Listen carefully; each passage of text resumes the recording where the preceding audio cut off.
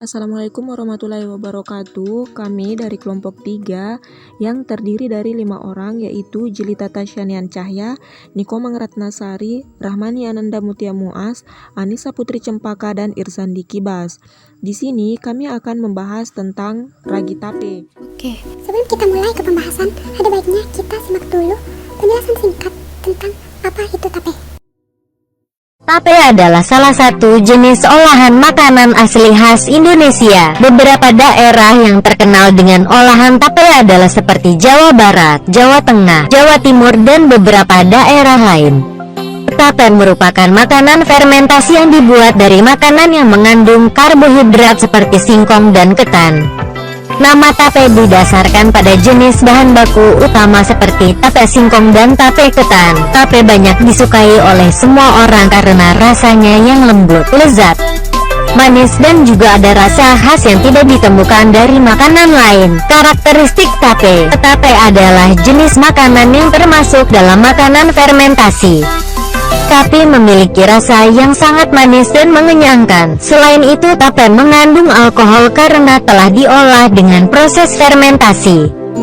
Nah, untuk menghasilkan produk tape, ada salah satu bahan sebagai penunjang keberhasilan produk tape. Apakah itu? Ya, benar, ragi tape. Nah, apa itu ragi tape? Ragi tape merupakan starter fermentasi yang digunakan dalam pembuatan tape ketan ataupun tape singkong. Tape merupakan salah satu makanan fermentasi yang terbuat dari singkong dan beras ketan dengan melibatkan ragi dalam proses pembuatannya. Nah, mikroorganisme yang berperan dalam pembuatan tape yaitu Saccharomyces cerevisiae yang berfungsi untuk mengubah karbohidrat menjadi gula sederhana dan selanjutnya diubah lagi menjadi alkohol. Beberapa jenis mikroba yang terdapat dalam ragi tape. Mikroba-mikroba tersebut antara lain adalah Chlamydomoccur oryzae, Rhizopus oryzae, Mucorrhizae, Candida sp, Saccharomyces cerevisiae, dan Saccharomyces verdemani.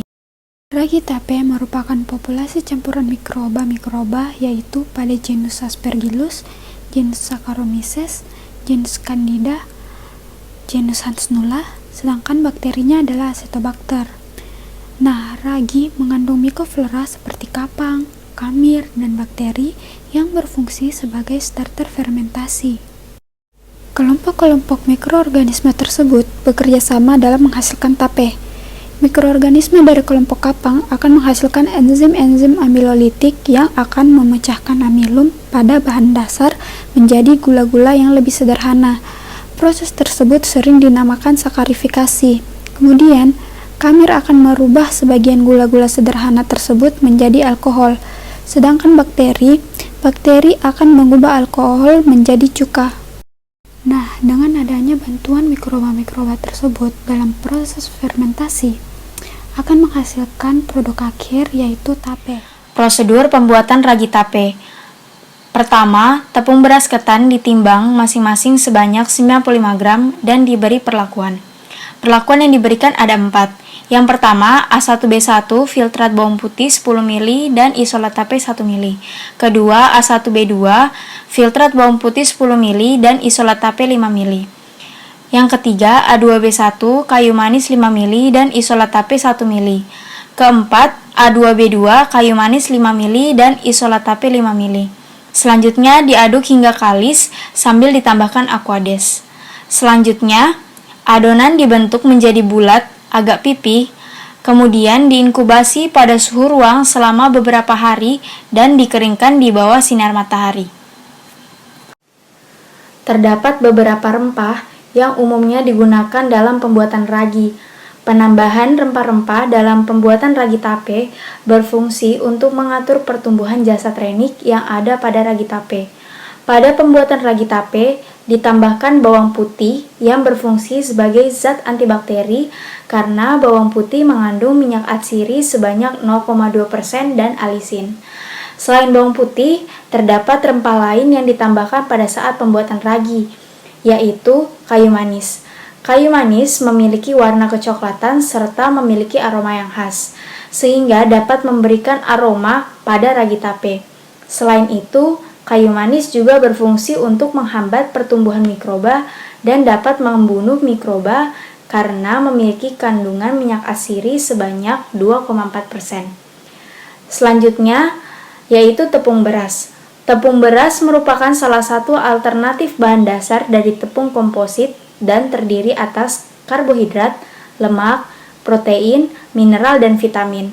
Tepung beras merupakan tepung rendah protein yang tidak mengandung gluten. Tepung beras pada pembuatan ragi tape digunakan sebagai substrat dari Saccharomyces cerevisiae. Pemberian tepung beras pada ragi penting karena produksi ragi dalam kondisi baik apabila berada dalam konsentrasi pati yang tinggi dan kadar air yang rendah, sehingga yeast dapat tumbuh dan dapat menghambat pertumbuhan bakteri kontaminan. Nah, selanjutnya, faktor-faktor yang mempengaruhi keberhasilan dalam pembuatan ragi tape, yaitu ada suhu, kelembaban, dan kondisi lingkungan. Nah, apabila suhu yang tidak sesuai atau suhu rendah, maka akan menyebabkan ragi tersebut tidak akan kering. Kemudian kelembaban. Kelembaban juga mempengaruhi pembuatan ragi, dikarenakan jika kondisi yang lembab, mikroba yang lainnya dapat tumbuh. Kemudian kondisi lingkungan. Kondisi lingkungan juga menjadi salah satu faktor pembuatan ragi. Lingkungan yang tercemar dapat memicu mikroba patogen tumbuh pada ragi tape. Sekian dari kelompok kami. Jika ada yang kurang jelas, silakan bertanya di kolom komentar. Terima kasih.